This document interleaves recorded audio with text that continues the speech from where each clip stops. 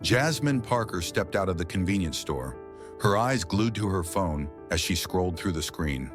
The long drive was wearing on her, and the stop at the gas station was a welcome break. Her father, Robert Daniels, was already back in the car, his attention fixed on the time. Dinner, he thought, just a few more hours. Jasmine barely noticed the man ahead of her until she brushed shoulders with him. It wasn't a hard bump, just a light contact, but the man's reaction was instant and harsh. "Watch where you're going," he snapped. Jasmine looked up, startled. The man was in his late 40s, with a square jaw, broad shoulders, and arms thick from years of physical work. His posture was rigid, as if he owned the ground he stood on. His hand hovered near his holster, and the sudden shift in his stance made Jasmine's stomach tighten. "Sorry," she muttered, stepping back. She instinctively tried to avoid escalating the situation, but the officer's piercing eyes stayed on her, scanning her face like she was a problem to be solved. "You got an attitude," he demanded, his voice sharp and accusing. Jasmine hesitated for a moment. She had been in enough tense situations to know hesitation could make things worse. She forced herself to keep her voice calm and even. "No, sir." The officer's eyes narrowed further, as if he were searching for an excuse to escalate things. "Empty your pockets," he ordered. Jasmine blinked, confused. "Excuse me? You deaf?" The officer's voice was harsher now. "Empty your pockets." The command was a jolt of fear. She hadn't done anything wrong. She had just come out of the store. I just bought something. I have a receipt." The officer took a step closer, closing the space between them, his presence growing oppressive. "I didn't ask for your receipt," he growled. Before Jasmine could say another word, she heard the sound of a car door slamming. Her father's voice carried across the lot, cutting through the tension. "What's going on here?" Robert called out, already walking toward them. Jasmine's eyes flicked to her father, but the officer didn't even glance in his direction. His focus was entirely on her. "You've been stealing?" the officer asked, the accusation hanging in the air like a threat. Jasmine's frustration flared. "I told you, watch your tone." The officer wasn't listening. "I'm asking your daughter to comply with a lawful order," he said, his voice growing more authoritative and threatening. Robert stepped forward, his patience thinning as the situation escalated. "That's not an order, that's harassment." Jasmine, feeling the tension rise in her chest, reached into her jacket and pulled out the receipt, holding it out for the officer to see. "I have my receipt right here." But before she could finish her sentence, the officer's fist swung out, catching her squarely across the face. The crack of bone against skin rang out, and Jasmine's body slammed into the asphalt, her soda bottle falling from her hand, its contents spilling across the ground. For a long moment, everything went still. The world around her was muffled, a dull ringing in her ears drowning out the noise. Pain shot through her jaw as she tasted blood. The impact had left her disoriented. Then, breaking through the haze, her father's voice sliced through the silence, sharp and commanding. "Put your hands behind your back." The officer, still standing over her, smirked. "Or what?" Robert reached into his pocket and pulled out his badge, holding it up for the officer to see. The change in the officer's face was immediate. His posture faltered, and for the first time, he looked uncertain. Robert wasn't just a bystander. He was the new chief of police. The power dynamics shifted in an instant. The officer froze, his smirk vanishing as he processed what had just happened. The small crowd of onlookers, some with phones already out, fell silent, watching the shift in control. Robert stood tall, his badge gleaming under the sunlight, his voice firm and commanding. "Turn around." The officer stood frozen, his eyes darting between Robert's badge and Jasmine, still lying on the ground, dazed from the blow. For a long, tense second, nobody moved. The quiet murmurs from the small crowd gathered around seemed to amplify the silence in the air. Robert's stance remained calm but unwavering, his eyes fixed on the officer, his voice cold. "Turn around," Robert repeated, his command cutting through the thick air. The officer's face shifted from defiance to confusion, and then to a faint trace of fear. The realization was setting in. He was no longer in control of the situation. His earlier arrogance had evaporated, replaced by uncertainty. He swallowed hard but didn't move. Robert didn't wait. With a swift, practiced motion, he moved toward the officer, grabbed his wrist and spun him around. The officer's body jerked in response, unable to react fast enough. Robert's other hand came up, securing the officer's arms behind his back with precision. It was the same move Robert had used countless times before in his years as an officer, now turned chief, but this time the tables had turned. "Get your hands off me," the officer barked, his voice a mixture of anger and disbelief. But Robert didn't flinch. He didn't let go. He had seen this kind of behavior before. Cops who abused their power, who thought the badge made them untouchable. He knew the stakes. He wasn't going to let this slide. "You're under arrest for assaulting a minor," Robert said flatly, his voice carrying the weight of someone who had just delivered a final verdict. The officer's face flushed red, but he didn't make any more attempts to break free. The cold steel of handcuffs clicked into place as Robert secured them around the officer's wrists. The crowd that had gathered seemed to exhale collectively, some even whispering in disbelief. The video had already started circulating on phones, capturing the whole scene. Jasmine, still on the ground, slowly pushed herself up on one elbow, her swollen face burning from both the pain and the humiliation. Blood still pooled at the corner of her mouth, but she wiped it away with the back of her hand. She stared at her father, watching the entire thing unfold, the reality of what was happening settling in. Her father's eyes softened just slightly as he turned to her. His expression, usually calm and collected, was filled with an intensity she hadn't seen before. "Are you okay?" he asked, his voice low, full of concern. Jasmine wanted to say something, anything, but her throat felt tight, the sting in her jaw overwhelming. She nodded faintly, though it wasn't because she was truly okay. She wasn't, but she refused to give the officer, Mather, she finally remembered his name, any more control over her than he already had. Robert turned back to the officer, still standing stiffly in his handcuffs, his face a mix of anger and humiliation. "Do you want to explain why you punched my daughter?" Robert asked, his voice calm but full of authority. The officer hesitated, trying to regain some semblance of composure. "I thought she was reaching for something," he muttered, avoiding Robert's eyes. Robert raised an eyebrow. "For what? A weapon? A gun? Or maybe just a receipt?" His voice had a sharp edge to it now. The officer clenched his jaw, but his silence was telling. He knew his explanation wouldn't hold up. He was grasping at straws. "I was acting in the interest of safety," the officer mumbled, but his words lacked conviction. Robert stepped closer, his voice dropping so only the officer could hear. "Whose safety? Yours? Because a 17-year-old girl was reaching into her pocket?" The officer swallowed hard, but still, no words came. His shoulders were tense, his breathing uneven. Robert could feel the weight of the moment pressing down on the officer as the crowd around them shifted, some recording, others whispering. Robert let out a slow breath, adjusting his grip on the cuffs. "You're done," he said, his words final. The officer let out a breathy, defeated laugh. "This is ridiculous," he muttered, but it was clear he was now realizing the gravity of his actions. There was no way out. As the sound of sirens drew closer, Robert's gaze swept across the crowd. He knew the cameras were already capturing everything. The news would cover it, and the pressure would be intense. But for now, he had to see this through. Jasmine had been wronged, and now it was time for the truth to come out. The officers arrived just as Robert was securing the handcuffs on Officer Mather, and the tension in the air was palpable. A few more squad cars pulled into the lot, their tires screeching as they came to a halt. Robert didn't flinch. He knew what was coming, but he also knew he had no choice but to face it head-on. The crowd that had gathered had grown by now, many people standing at a distance, phones raised, capturing everything that was unfolding. The parking lot, once filled with the hum of gas pumps, was now a dead zone, the weight of the situation hanging over everything. Some onlookers murmured to one another, others simply stood frozen, eyes wide as they watched Robert move with authority. Robert's voice rang out across the lot, firm and steady. "Take him in," he ordered his officers. Two officers, a man and a woman, stepped forward to assist. The woman, Officer Lopez, gave Mather a long, incredulous look before she grabbed his arm, pulling him toward the patrol car.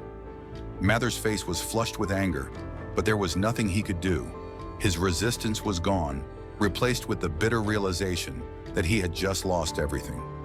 Jasmine stood shakily, her legs still unsteady from the force of the blow she had taken. Her cheek was swollen, her lips split, but her mind was racing. She had seen situations like this before. Black men and women being treated unfairly by police. But it had never felt this real to her. She had followed all the rules. Keep your hands visible, don't talk back, don't give them an excuse. And yet she had still been punched. The anger that had been simmering inside her finally began to bubble over. This wasn't just about her. This was about a system that had failed time and time again. Her father, now more composed but still tense, turned to face Mather. The officer was being led toward the patrol car, his shoulders hunched, his jaw clenched with a mixture of embarrassment and fury. "Explain yourself," Robert called out, his voice still carrying the authority of someone who had made a decision he wouldn't back down from. Mather didn't look back. His eyes were forward, but his mouth moved as though he were still trying to justify himself. "She was acting suspicious," he muttered, as though that explanation was enough. Robert shook his head, his face hardening. "A receipt is suspicious?" He paused, his gaze narrowing as he took in the officer's refusal to admit wrongdoing. "You don't get to make up the rules as you go. You assaulted my daughter." There was no more back and forth. Robert's voice was final, and as Mather was shoved into the back of a squad car, Robert's thoughts were already moving ahead to what came next. This wasn't just about one bad cop. This wasn't just about Mather. It was about the system that allowed officers like him to keep abusing their power. And Robert was done letting it slide. The car doors slammed shut and the engine roared to life, taking Mather away to face the consequences of his actions. But Robert knew that this was just the beginning. The backlash would come, and it would come fast. Jasmine wiped the last traces of blood from her mouth with the back of her hand, her head still spinning from the blow. Her father turned to her, his eyes softening slightly as he watched her struggle to stay composed. "You good?" he asked quietly, his voice quieter now, almost tender. Jasmine nodded, though she wasn't sure if she was. Physically, she was still in pain, but that was nothing compared to the weight of what had just happened. She had expected things to change after her father became chief, but she hadn't expected this. She hadn't expected to be on the receiving end of police violence in such a personal way. But as much as she wanted to lash out, to scream, to demand justice for herself, she knew it wasn't over. This wasn't just about her father and his career. This was about something much bigger, a system that needed to be torn down and rebuilt. Jasmine had a front row seat to the fight, and she wasn't about to back down. Neither was her father. Robert turned to look at Mather one last time before the car disappeared from sight. "We're not done here," he muttered to himself. The air in the police station was thick with tension when Robert and Jasmine arrived. It was as if the whole department had collectively held its breath, waiting for the inevitable fallout. Robert had expected resistance, but what he walked into was even more palpable than he had anticipated. Officers huddled in small clusters, some with their eyes on the floor, others glancing at him with barely concealed suspicion. A few had made it clear they didn't agree with his actions, and the whispers started almost immediately. "Did you really have to do it here?" someone asked under their breath as Robert passed. "Is this the way you're going to lead now?" another voice murmured, just loud enough for him to hear. Robert didn't flinch. He knew there would be pushback. He was prepared for it. He wasn't naive enough to believe that the entire department would immediately fall in line. Not after what happened with Mather. The system was entrenched, and shaking it up would ruffle feathers. But this, what happened today, was something bigger than a bad cop. This was about the department as a whole, and it had to change. He walked past the officers, his gaze steely. His mind wasn't on the people talking behind his back. His focus was on what came next. Mather was locked up, but that wasn't the end. The department needed to see that Robert wasn't playing by the old rules. The ones who still clung to the old ways needed to understand that they weren't going to be protected just because of their badge. Jasmine, still shaken but standing tall beside him, watched the reactions of the officers. She knew some of them, had seen their faces around the precinct, but now they weren't just fellow officers. They were people who had the power to make her life either easier or harder. She didn't know who would support them and who would stand against them, but she could feel the weight of this moment. This wasn't just about one man being arrested. This was a turning point. When they entered the booking area, Mather was sitting in a chair, his arms crossed and his jaw clenched. His face was tight with barely contained fury. He hadn't said much since being escorted in, but his silence spoke volumes. He was clearly trying to figure out what had gone wrong, what kind of world he was now living in, where a fellow officer could turn on him so easily. Robert looked at him coldly as Mather shot him a glare. The man had no words left to defend himself. No excuses, no reasoning, just shame and a simmering rage that he couldn't direct at anyone but himself.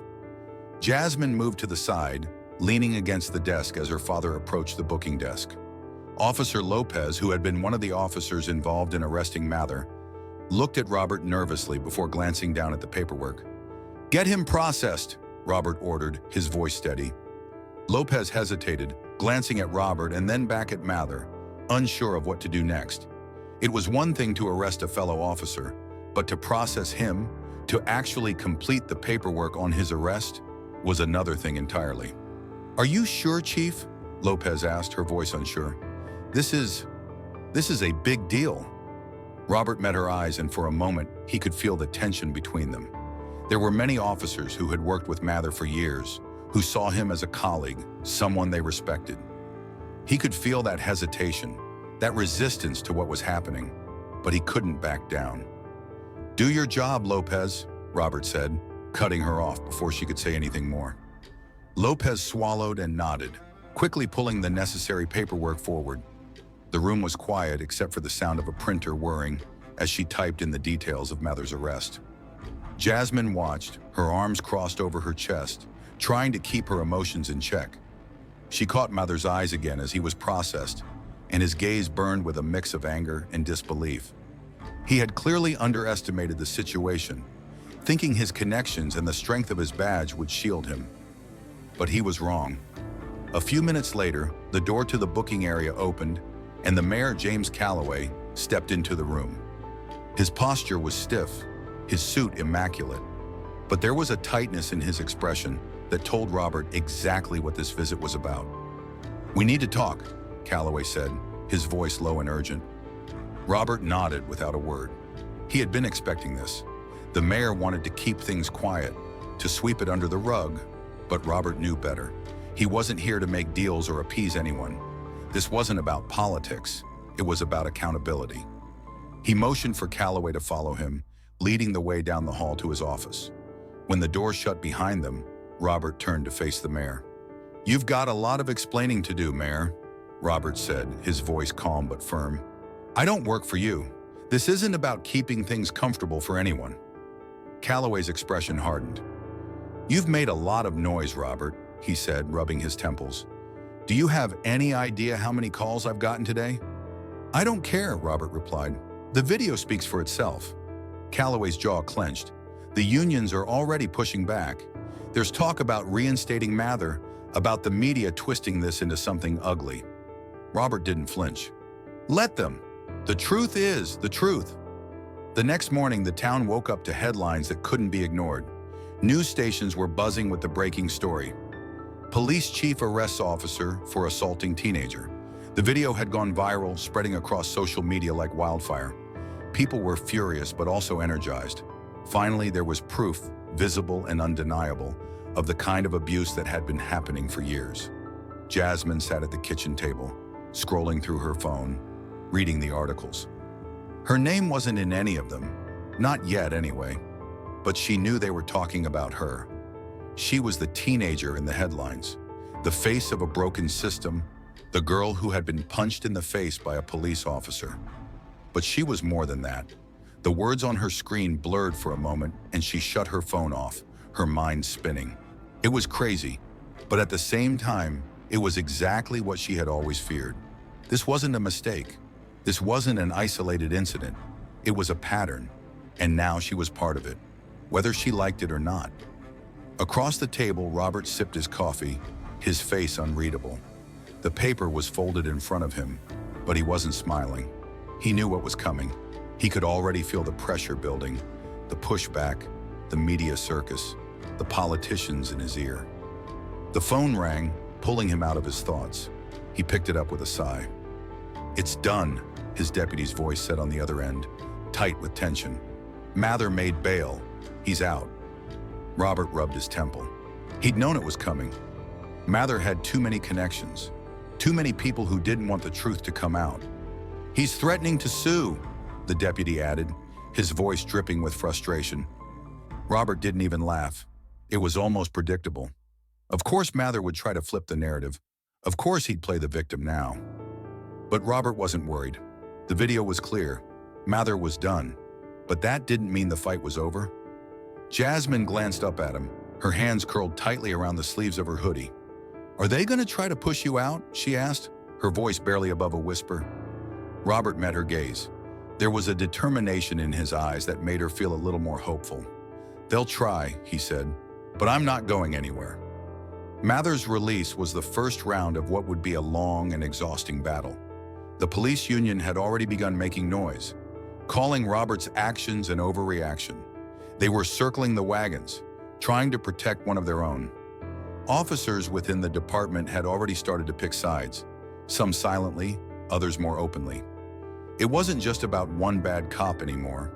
It was about an entire system that needed to be torn apart. But Robert knew that. He knew it wouldn't be easy. In fact, it would be anything but. But if he stepped down now, if he backed off and let things go back to normal, everything would have been for nothing. The system needed to change, and he was the one who had to lead that charge. The town wasn't quiet about it either. Protests began to swell outside the station, not just about Mather, about every officer who had ever turned a blind eye to this kind of behavior. People were fed up. They were tired of hearing the same stories, tired of seeing the same injustices over and over again. Jasmine knew that, despite everything, she had a role to play in this. She wasn't going to back down. Not now, not ever. Robert watched from his office window as the crowd grew, holding signs and chanting. They were protesting not just the abuse she had suffered, but the system that allowed it. He knew Jasmine was out there somewhere in that crowd. He didn't try to stop her. She deserved to be there. The door to his office swung open, and there stood Mayor Calloway. His suit was crisp, his expression tight with barely contained frustration. "You made this a lot bigger than it needed to be," Calloway said, his voice low. Robert turned slowly, meeting his gaze without flinching. "I made it bigger," he repeated. "You think I should have just let Mather off the hook?" Calloway sighed. "The unions are pressuring the city council. They want him reinstated." Robert's expression didn't change. "Not happening," he said simply. Calloway's face flushed with anger, but he didn't argue. Instead, he rubbed his forehead and exhaled deeply. "You're really not backing down, are you?" "Not now. Not ever," Robert said, his voice steady and unwavering. Calloway looked at him for a long moment, as if measuring him, trying to find some weakness, but there was none. Finally, he exhaled and nodded slowly. "All right," he muttered. "Let's see where this goes." Robert didn't need the mayor's approval. He didn't need anyone's approval. The story was already out there. The real fight was just beginning. The protest continued, gaining momentum as the days went on. Jasmine's name was finally being shouted from the streets, not as a victim, but as a symbol of change, of a community that was finally waking up. And Robert was ready to lead them there. It wasn't going to be easy. It wasn't going to be quick, but change was coming. And no one, not even the unions, not even the politicians, could stop it.